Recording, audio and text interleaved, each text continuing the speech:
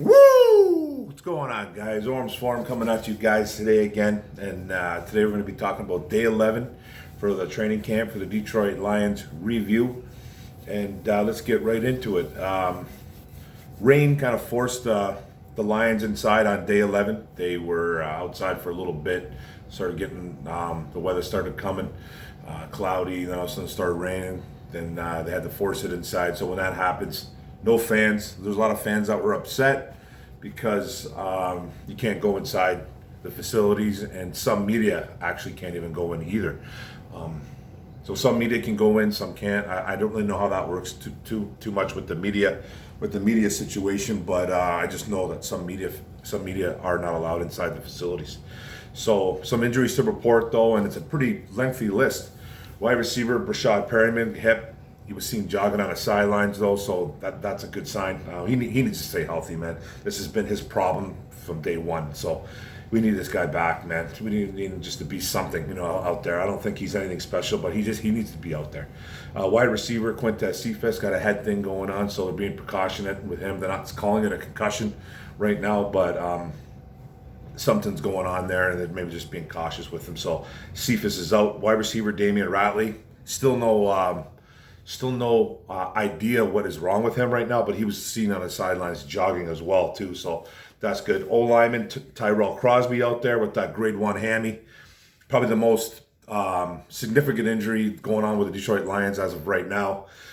Did some warm-ups, but then he was seen on the exercise bike, so it's good that he's trying to loosen up that hammy. It's good that he's getting out there and at least going through the warm-ups and then getting on the bike, so he's not too limited with his legs. Then there was offensive guard, undrafted free agent out of Notre Dame, Tommy Kramer. No idea what's wrong with him as well. Defensive tackle Nick Williams he's on the COVID list. Michael Brockers still vet rest. I'm starting to not really believe that, because this has been going on for a few days now. This has been going on for like 3-4 days, I believe. So they're calling it vet rest. That's all they're really saying. He's out there, but he's in shorts. So I don't know how much vet rest you need. They know what they're doing though. So, but I have a feeling there's something going on. Maybe something's lingering, but they're not really talking about it. And this coaching staff, especially Dan Campbell, has been really adamant about being truthful with the media. Something that the old regime never did. They hid a lot of things. They just didn't tell you anything. So maybe it is vet rest, but just the guy, the skeptic in me, it always seems to think that maybe something else is going on. But just stay healthy. If that's what it is, he needs that vet rest. I guess they know what they got in him, but I think he still needs to practice a little bit. But do what you got to do. Then they got cornerback. Quentin Dunbar, got personal things going on. Dan Campbell has said that our thoughts are with him right now. We're thinking about him. That leads me to believe that maybe something tragic happened in his family. Maybe somebody passed in his family, Quentin Dunbar, but we don't really know yet. I'm just speculating. I have no real info on that right now. But from the words of Dan Campbell, it kind of sounds like something else is going on with Quentin Dunbar. So hopefully everything's okay with QD. Cornerback Corn Elder out too. He's got a leg injury. DeAndre Swift added to it with a groin. He's got a groin thing, that lingering groin. I don't like that at all. And the defensive tackle Levi O, the rookie we took out of Washington. Don't really know what's going on with him right now, but he wasn't practicing either. And then back to practice, guys that came back were wide receiver Tyrell Williams came back. Linebackers Jalen Reeve-Maybin came back, which is nice. Linebacker Derek Barnes, the rookie out of Purdue, still out, and cornerback Alex Brown. The Lions also signed cornerback Nickal Roby-Coleman. If you don't know who that guy is, he played for the Rams. Obviously, another Rams signing. So we got someone that we're familiar with. And that's what the NFL is all about: getting guys that are familiar with, and guys like Brad Holmes are obviously familiar. Aubrey Pleasant, obviously familiar with him. So this was the guy that made that non-pass interference on Tommy Lewis a couple years ago in the NFC Championship game to go to the Super Bowl. Blatant pass interference that didn't get called. that didn't get called against the Saints. He literally ran into Tommy Lewis before the ball even got there. Jared Goff threw the ball. No, sorry, Drew Brees threw the ball to Tommy Lewis. It would have been for a first down, and Roby Coleman literally ran over Tommy Lewis, and there was no call for pass interference, and pretty much the LA Rams advanced to the Super Bowl.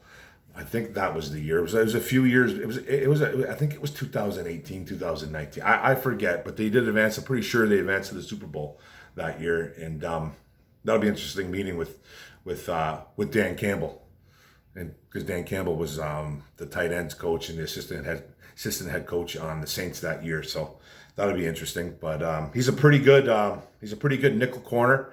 It's gonna move Mike Ford to the outside now. That's the latest rumor, that Mike Ford is getting moved to the outside. So this guy, Nickel Roby Coleman, is going to be our starting nickel corner. I think he's a better player than Mike Ford. I think he is a better player than Mike Ford. Mike Ford has been playing really well during camp this year, but he has been struggling a little bit in pass coverage. He has been struggling a bit in pass coverage, but he's played the run really well. He's sniffing out screens, sniffing out little short passes that are running backs, tight end. So he's playing well, but the pass coverage, he's been kind of, been getting burned a little bit. He's been struggling. So this is an upgrade. I think this is an upgrade, but it moves Mike Ford to the outside. So we're going to have two pretty good nickel corners right there, because Mike Ford is going to be he's versatile, so he can do that. But here's your new nickel corner, guys, Roby Coleman. It's all right. Who else? Running back Jermar Jefferson got rolled over during special team drills. Not good. He was seen limping, did not return. They play this Friday. I was really hoping to see Jermar Jefferson get some running opportunities or passing opportunities in that game against the Buffalo Bills on Friday. You're probably not going to see him now. Okay, then finally, man, to some drills, what was going on. The offense finally showed up, man. They showed up, had a really, really good day. Beating up on the defense was something that we needed something that we needed to hear. Some positivity about this offense. There's been some glimmers. There's been some glimpses of good play, but this was pretty much an offensive day. They lit up the Lions defense. Wide receiver Tyrell Williams beating Okudah by about 2-3 steps on a crossing route. Had him all day, beat him. Then Jeff Okudah immediately ran to his coach and was chatting him up, talking him up, so that he's trying to get things down there. But Tyrell Williams looked really good out there. Then Goff found Williams again downfield for a 50-plus yarder. Played beating guys like safety Elijah Holder and another safety, D'Angelo Amos. Just split him and just beat him. D'Angelo Amos, by the way, released after practice. Not sure that was the reason, but he was an undrafted free agent guy that was pretty much on the bubble, man, outside looking in. So D'Angelo Amos gone from Detroit. Good luck, D'Angelo. Hopefully he can latch on to another team. Safety Tracy Walker broke up the first red zone play, looked good, but then again, it was all offense. Goff went 4 for 5 after that, threw 4 straight complete passes, throwing touchdowns to Hawkinson and Darren Fells. Same old. Goff using his tight ends and using them often. So Hawk and Fells getting in on the touchdown plays. Nice to see. Linebacker Jalen Reeves-Maybin back, so getting slowly back into the mix on the third, fourth team D. Had a sack on David Blau on a timely blitz, something that you want to see too as well. Maybin too back on first team special teams though. He's been a special teams beast for the past couple of years. Something that we already know about, and he's immediately was thrown on that first special teams, showing off his speed, getting down on punts, being the first guy down there, which is really solid. Like I said earlier, Jermar Jefferson leaves early, which is not a good sign right now, but hopefully he's okay. I don't think it was a bad injury anyway, so I'm pretty sure that I read that he avoided anything major. So then running back Dedrick Mills gets chewed out large, something that we haven't seen during camp yet so far, and Mills got the gears from one of the coaches, so we'll see what happens there, but I'm sure he'll be okay. Running back Godwin Igwebuike fumbled twice. which is something you don't want to see. Jelani Tavai, was caused both fumbles, by the way, knocked the balls out of his hand twice, and then Igwebuike was seen later on working on ball security drills outside in the heat by himself, working on the machine, running through the machine, trying to hold on to the football. It's something that he needs to do. He was converted from safety to running back, and this is a guy that is literally on the bubble, looking in, outside looking in, and it's going to be tough for him to make this team, I think, as a running back. But it's good that he's out there trying to work on his ball security. And then undrafted free agent running back Michael Warren has been blocking well in camp too, showing up. You're going to see a lot of we're probably going to see a lot of Michael Warren this Friday, especially with Jefferson out. You're not going to see much of Swift. Swift now with his groin, I don't think he'll play at all. Jamal Williams is going to be extremely limited. I know.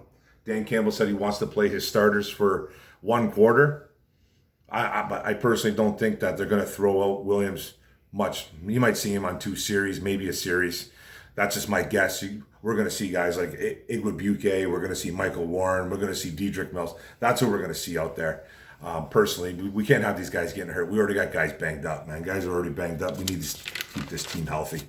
Jack Fox just doing what Jack Fox does, punting the heck out of the ball right now. I guess he was punting easy 60-yarders. For real, hitting balls into the rafters, not coming out, balls disappearing, just doing Jack Fox things, man, which is nice. I guess he punted one ball too that went 80 yards in the air, literally 80 yards in the air, and just his hang time is incredible. He's knocking the heck out of the ball, so that's good to see. Tight end Charlie Tomopolo, I'm probably saying his name wrong. Charlie T is what I should be calling that kid. Is really starting to push tight end Alize Mack apparently for that number 3 job as a tight end. Dan Campbell is really loving some Alize Mack. I think he's still the number 3 right now. But Charlie T making noise and Dan Campbell getting a little excited about Charlie T, saying that he really likes what he's doing out there. He's doing some really good things. He's playing special teams really well. Darren Fells taking notice of it too, saying that he's doing everything. He's blocking well as an H-back. He's doing lots of good things. And Dan Campbell also said about Alize Mack that he needs to significantly get a lot better on special teams if he wants to be this number 3. But I think he's still got the lock. He's got the bead on it. Maybe not the lock, but he's got it's half open. You know what I mean? That lock is there. The key's in there. The key's in there, just hasn't been turned and pulled out yet. But it's starting to heat up that number 3 battle. Jamar Jefferson, running back, looking like that number 3 as well too, even though he's a little bit banged up. They're going to probably keep him on the sidelines this Friday. There's no point in playing if he's hurt. If he's already hurt on a Tuesday, so he's playing this week. There's no point. Still needs to improve more on his pass pro and his run blocking, maybe his pass pro especially. But I think he's got that number 3 locked up, and he's not going to play this Friday against the Bills. I just don't see it. Wide receiver Khalif Raymond has that lock too. Been talking about this for a while too. Has that lock on the roster. Probably no surprise there, but he's battling for that number 3 right now with Amon-Ra St. Brown, the rookie out of USC, the Sun God. So he's really trying to get in. He's trying to crack that starting lineup. I think he's got a bead on that number 4 for sure, but he's trying to get that number 3. So Khalif Raymond and he's already the punt return, kick returner. So we're not going to see Khalif Raymond get cut or anything like that. Some people think that he's not going to make the squad. Some people do. I personally don't think he's going to get cut. I think he's here to stay. If there's any wide receiver, Sage Surratt fans out there, be concerned because it's starting to look like he's going to either get cut or he's going to be put on the practice squad. He's not impressing at camp right now. He's not in anybody's doghouse that I haven't heard of or anything like that, or that I've seen or anything or read, but he's not impressing. He's not doing a lot. He's been backing up on some special teams as a personal protector. I think he was on one play, as a gunner on another, but he's done a couple things in camp that's been noted. And that's been actually printed out there, but he's not totally impressing the coaching staff right now. So there's a possibility this guy either gets cut or he gets put on the practice squad. So, and I know there's a lot of wide receiver Sage Surratt fans out there. I was one of them. I thought he would probably maybe make this squad, especially because his wide receiver room was just so bad. It's just so bad that I thought maybe he would have a maybe like a lock on that number 6 or that number 5, even 7 if they carry 7, which I think is a lot to carry, but they might have to because just of the injury history of these guys. But it's not looking too promising for Sage Surratt. So keep an eye on that. He's going to need the ball out, I think, this Friday to stick around. So we'll see what happens there. And then quarterback David Blau is starting to trend a little bit downwards. Looking like Tim Boyle is going to be the guy right now as that number 2 behind Jared Goff. Blau hasn't really done a lot in camp. I know Campbell came out a couple months ago, I think, or whatever it was, and said that he really liked what he saw from Blau. But it feels like there's a trending downwards for David Blau. So he could either be put on the practice squad. And I think he gets put on the practice squad. He'll get picked up. He's got a decent arm. He's a backup in this league. He's a number 2, possible number 3, if you want to keep 3 quarterbacks. But I'm starting to feel like they might need to start addressing other positions. Keeping 3 guys on this, 3 quarterbacks on this roster, I think might be a little overkill right now. They're not going to do it right now. But don't be surprised if David Blau gets cut from his team and gets put on the practice squad too. This is just my feeling. I think Tim Boyle has it locked up, but I could be wrong. But just my opinion. It could be wrong. But that's it, guys. That's the video. There wasn't a bunch to report today too because they got moved inside. But that's just the way it is right now. And we're a few days away from the Buffalo Bills game. And we're going to see a lot of number 2s and number 3s in this game. Number 4s, number 5s. There's going to be a lot of backups, man, playing. And I'm excited for it. Hopefully I can catch it. I'm on noons right now, so it kind of sucks. But I'll find it on the internet. That's the beauty of the internet, man. I'll find it and I'll watch it and I'll have my review on that as well. But we've got a couple more days of camp, and we have a lot more than a couple more days of camp. We got 4 weeks left of camp, of actual camp, but a couple more days until our first preseason game of the season. But thanks for the video, guys. Don't forget to hit the subscribe button on the bottom right. Don't forget to hit the notification bell. Get all my vids and like and comment. It's all about the likes and the comments. Come back at you, negative, positive. Let's go, Lions. And we're going to beat up on the Buffalo Bills. Let's go. Boom.